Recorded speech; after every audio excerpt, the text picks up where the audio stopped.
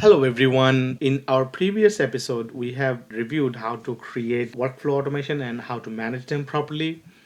In this episode, we will learn how to create a Smartsheet report and send it automatically to the desired person. In your case, you may send it to director or the manager or director of ops.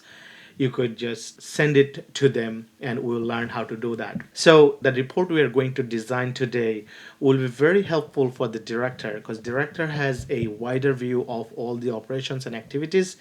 So it would be good to know for them what are the new requests they received and what are the potential start and end time for that in case the director meets with the VP and this question comes up.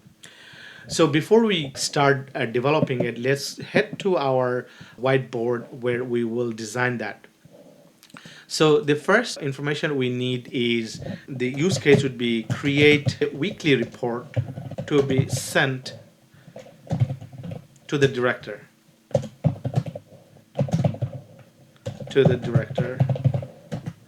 And what we want to add on this report is the requester name. We want to also know the department, urgency, and approximate completion date. So the due date. And we will set this report up on auto schedule. So you don't really have to touch anything, you just set this up and it will happen until you give new instruction or next instruction to that reporting cadence. So let's get back to our Smartsheet world.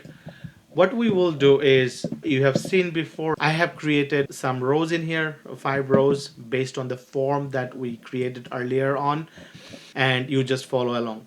So what we do is we'll go to browse. When you go to browse, then we go to create, hit create, and we will go to create a report.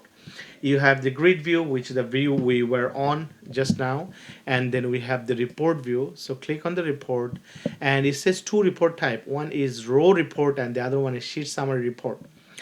So we will select on the row report.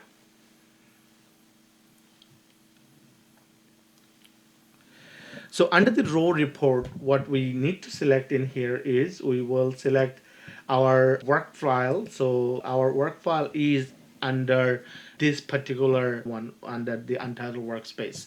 So what we'll do is hit select, and when we select it, we needed to know the first thing is request a name, department name, and urgency. So we'll go here, we'll say request a name. So department name, we have it. So let's select department name. We also have the requester name. We do not need sheet name, so we'll unselect it. Then we also want to probably know requester department name, so we already selected that. We also want to know urgency date. So let's go to the urgency and then target due date. So hit next.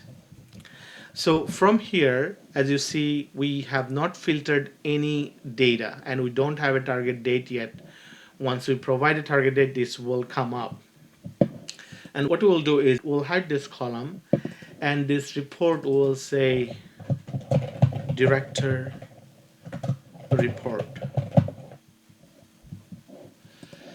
And if you'd like to filter anything, for example, you'd like to filter out based on the urgency level.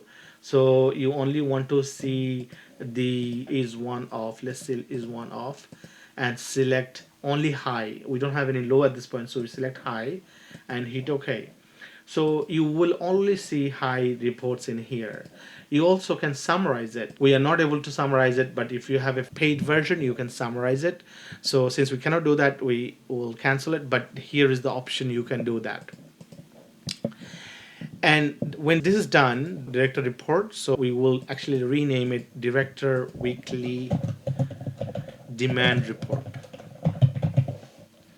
right? So we also want to know, very important, when this was submitted. So maybe we add a separate column in here, which is the system date.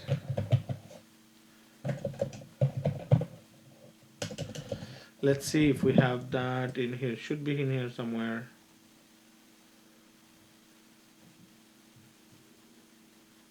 Start date. So this could be the one. Start date. So right here, start date, and we have the due date.